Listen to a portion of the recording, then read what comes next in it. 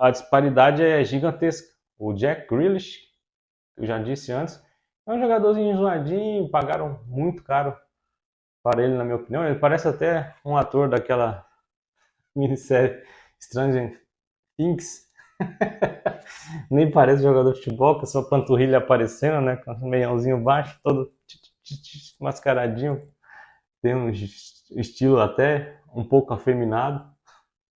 No título do Manchester City, ele acabou tomando todas, virou notícia. Então é fora da casinha, ele gosta de brigar. Se não for jogador de futebol, ia dar problema, como diria o não sei o que seria. Mas de qualquer modo, ele tem uma técnica refinada. Mas não vale o salário que ganha, não vale o dinheiro que o City pagou nele. Eu acho que foi exagerado. Ele acabou vindo de qual time que ele jogava? Era o Aston Villa, se não me falha a memória. Sim. Não, West Ham. O West Ham e o Aston Villa possuem uniformes parecidos. Agora o Aston Villa está com um técnico, o Unai Emery. Parece que ele vai começar com o Julian Alvarez e o Bernardo Silva ali na frente. O Guardiola quer ganhar esse título porque nunca ganhou e, na minha opinião, ganhará com uma certa facilidade, porque o Akanji joga muito, o Stones joga muito, o Germancano vai ficar só esperando bola ali e a bola não vai chegar, porque o time do Guardiola é muito bem postado, mesmo sem Haaland, De Bruyne e Doku, é favoritaço para ganhar amanhã esse título aí inédito do Mundial de Clubes pela primeira vez. O Citão da Massa vai vencer. Citão versus Flusão. Dinizismo versus guardiolismo. O Guardiola tá na dele porque sabe que tem uma equipe infinitamente superior. Tá sendo humilde. O duelo entre Guardiola e Fernando Diniz é dos mais interessantes e aguardados do futebol mundial. Até porque muito se fala sobre semelhanças e diferenças entre eles. Se a gente for partir do básico, o que aproxima os dois conceitos? São dois treinadores ofensivos que gostam de jogar com a bola, que querem tomar conta dos jogos, que gostam de controlar as ações da partida tomando essa iniciativa. Então não são técnicos que ficam satisfeitos esperando. Pelo contrário, eles vão querer fazer com que seus times joguem com a bola. Só que o jogar com a bola também é algo muito amplo, né? E aí começam as diferenças, porque você querer ficar com a bola mais tempo do que o adversário também requer alguns conceitos, e aí esses conceitos já são trabalhados desde o dia a dia, de treinamento, e aí começam a aparecer algumas diferenças que fazem com que, mesmo dois treinadores apaixonados pela bola, tenham ideias praticamente opostas. E aí, se a gente for pensar, isso fica mais nítido em alguns momentos do jogo. Mas se a gente for falar de uma forma mais ampla, o Ederson, goleiro do Manchester City, até deu uma definição boa em uma das entrevistas já durante o período do Mundial. Ele fala sobre como, no caso do Manchester City, o que roda é a bola. No caso do Fluminense, o que roda são os jogadores. E acho que é uma boa forma de definir essa diferença entre os dois conceitos. No caso do Manchester City, no caso do estilo de jogo do Guardiola, é um treinador que gosta de ocupar. Você pensa no jogo, no campo, como um espaço a ser preenchido. E dentro desse espaço você vai ter jogadores que vão preencher, vão ocupar algumas zonas quase que automaticamente. Então o jogo parte de alguns princípios. Eu vou fixar a defesa adversária colocando dois jogadores bem abertos. Esses jogadores podem ser pontas, podem ser laterais. No caso do Manchester City são pontas. Você vai ter um 9 que pode ter uma função mais de falso 9 circulando para dar vantagem por dentro. Ou pode ser um cara para atacar a última linha do adversário. Mas acima de tudo você vai ter jogadores esperando dentro de uma zona do campo, do seu espaço, daquele setor previamente definido, para que a bola chegue até lá. Enquanto no lado do Fluminense, enquanto no estilo de jogo do Fernando Diniz, você vai ter jogadores com maior circulação dentro do campo, sem obedecer exatamente a espaços pré-determinados, fazendo com que essa aproximação gere superioridade. Então, pode parecer um pouco abstrato, mas vamos pensar, por exemplo, no momento de saída de bola.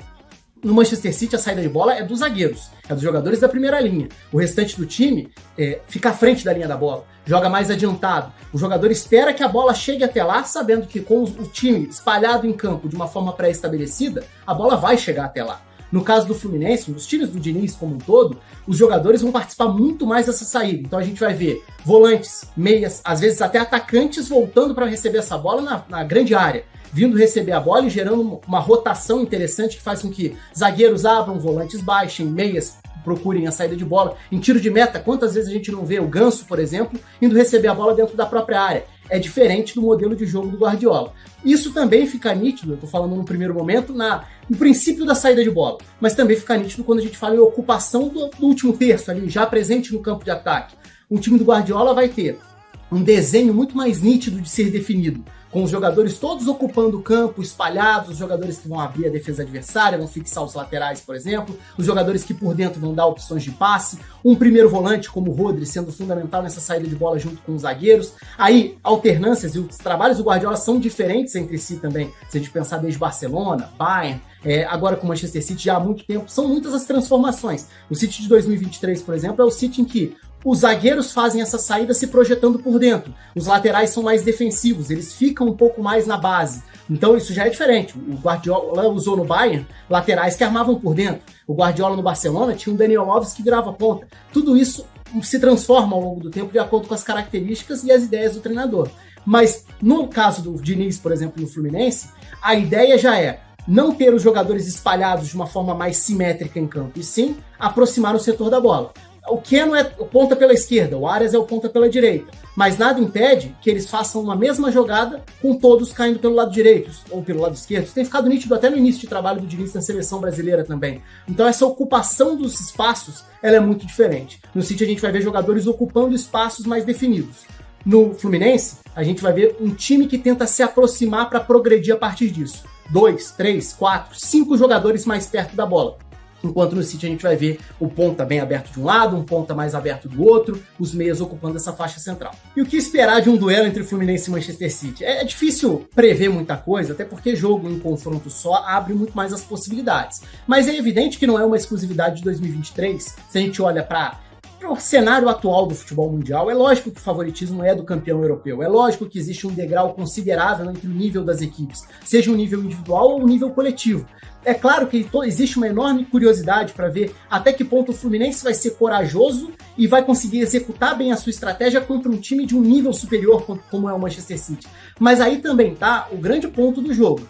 O Fluminense vai conseguir, caso seja superado na batalha pela bola, que em tese é o mais provável, até pela capacidade do City impressionar. O City é um time mais equilibrado, especialmente sem a bola, do que o Fluminense. Então, o City ficando mais tempo com a bola, como vai se comportar o Fluminense em um cenário que não é dos times do Diniz? Você passar 30%, 40% do tempo com a bola, vai ser sólido o suficiente para marcar mais atrás? E para espetar contra-ataques, o Fluminense tem jogadores que podem fazer essa saída ser mais direta. Talvez o John Kennedy seja a maior ameaça em profundidade. Ele vai começar como titular ou ele vai ser uma alternativa no banco para tentar castigar nessas saídas mais diretas? Vai jogar junto com o Cano, por exemplo? Você ter pontas como Arias e Keno, eles vão conseguir dar essa ajuda defensiva pelo lado, que vai ser importante para fechar, caso você jogue mais fechado, porque o jogo vai te obrigar a fazer isso. O City costuma condicionar todos os adversários, não importa o nível ou a estratégia deles. O City é um time que se impõe, costuma se impor contra qualquer nível de adversário, ou pelo menos faz o adversário se condicionar ao seu estilo de jogo. O Fluminense vai conseguir ser esse time para ficar mais fechado, esperando o momento certo de sair com a bola? Vai sair tentando forçar a velocidade ou vai tentar prolongar os seus períodos de posse para respirar com a bola também? Não vai ser uma missão fácil para o Fluminense. É muito difícil imaginar qualquer cenário minimamente confortável para o Fluminense. Daí a ganhar, perder o jogo é outra história, porque o jogo se decide em 90 minutos e aí aquela história do tudo pode acontecer. Mas é evidente que num panorama prévio, o favoritismo é do Manchester City.